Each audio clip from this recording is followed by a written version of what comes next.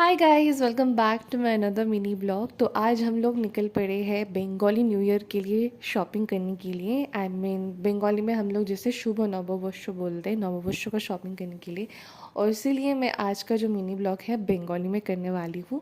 And बाकी मेरा जो सारा अपकमिंग वीडियो है वो सब कुछ मैं हिंदी पे करूँगी, बट आज का जो वीडियो है मैं वो बंगाली पे करूँगी। সো ইয়েস, অ্যান্ড আমি মা দিদি আমরা তিনজনে মিলে বেরিয়েছিলাম হাতিবাগানে নববর্ষ শপিং করব বলে। আর আজকের ভিডিওটা আমি বাংলাতে করছি এই কারণে, কারণ হচ্ছে যেহেতু নববর্ষটা একটা বাঙালিদের উৎসব, তো আমার মনে হয় এটা বাংলাতেই করলে আরও বেশি ব্যাপারটা ভালো লাগবে।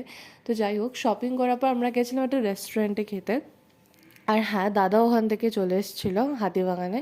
তো মার কিছু না টুকটাক টুকটাক জিনিসপত্র কেনার ছিল, আমারও কিছু জিনিসপত্র কেনার ছিল। আর এই রেস্টুরেন্টে আমরা সেদিনকে শনিবার ছিল বলে আমরা ভেজ সমস্ত কিছু অর্ডার করেছিলাম। ওখান থেকে বেরোনোর পরে আমার একটু ক্লাচের দরকার ছিল, ওটা কিনলাম। দিদি, মা আর দাদা মিলে খেলো আইসক্রিম, চকলেট আইসক্রিম। আর আমার না প্রচণ্ড গোলা খেতে ইচ্ছা করছিল। তো আমি দেখলাম যে একটা দাদু ঠেলা নিয়ে বসেছে, তাই দাদুটার কাছে গেলাম, গিয়ে কালাকাটটা খেলাম। আমার এই জিনিসটা না প্রচণ্ড ভাল লাগে, ছোটো থেকেই মা বলে এটা খাস না খাস না, ভালো না, কিন্তু তাও আমি খাই, আমার প্রচণ্ড ভাল লাগে।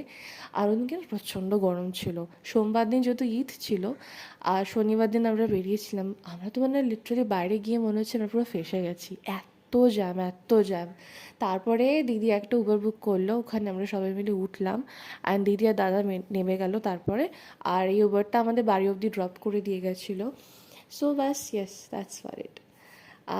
ভালো লাগলে একটা লাইক করো। টাটা।